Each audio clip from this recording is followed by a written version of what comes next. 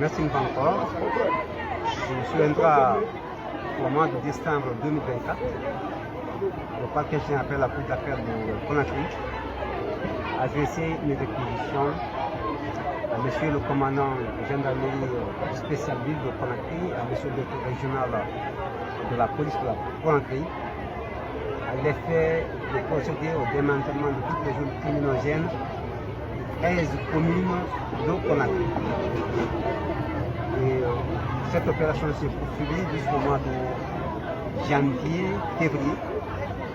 Elle a été interrompue au mois de mars et ça recommence aujourd'hui pour la simple raison que les 2 mois ont coïncidé au carême chrétien et au ramadan musulman.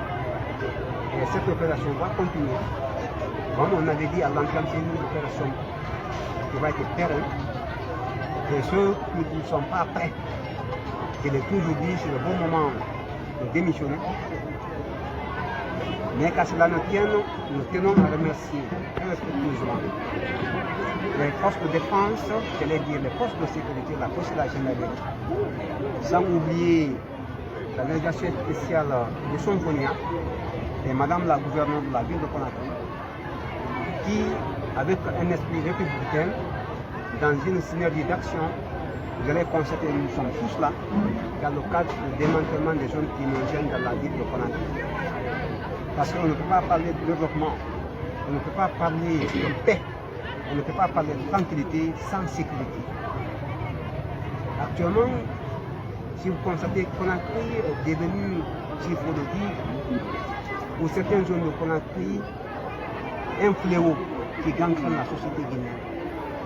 Le fléau lié à la prostitution express.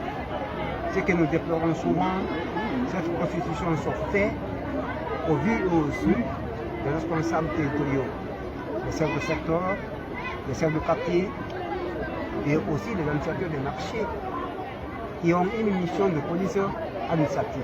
Autrement dit que ces autorités ont une mission de prévention de la commission de conflit.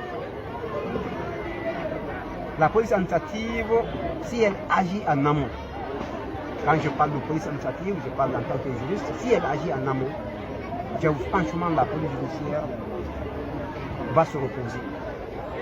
Parce que ceux-là qui doivent intervenir dans le cadre de la prévention, je parle des administrateurs territoriaux, les chefs de secteur, les chefs de quartier, les délégations spéciales et les administrateurs des marchés, s'ils interviennent en amont, la police judiciaire n'aura pas, disons, une grande tâche à accomplir. Nous invitons les responsables territoriaux à agir en amont afin qu'on puisse mettre fin à ce fléau qui gangrène actuellement la société guinéenne.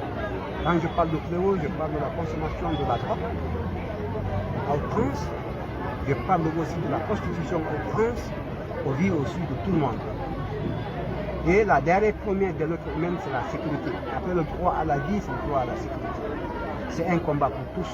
C'est vrai, on dira que le problème de l'insécurité, c'est un problème sociétal.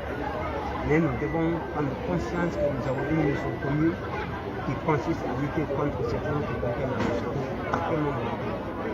Nous, en tout cas, pour la chaîne pénale. Quand je parle de la chaîne pénale, je fais allusion aux agents de sécurité judiciaire, au parquet d'instance, au parquet général de la Cour d'appel de Conakry. Nous avons une volonté inébranlable, nous avons un engagement ferme à l'effet de mettre fin à cette fléau dans notre réseau judiciaire. Quand je parle de notre réseau judiciaire, je fais allusion à la base et à la communauté. Nous voulons, une fois encore, que tous les autres acteurs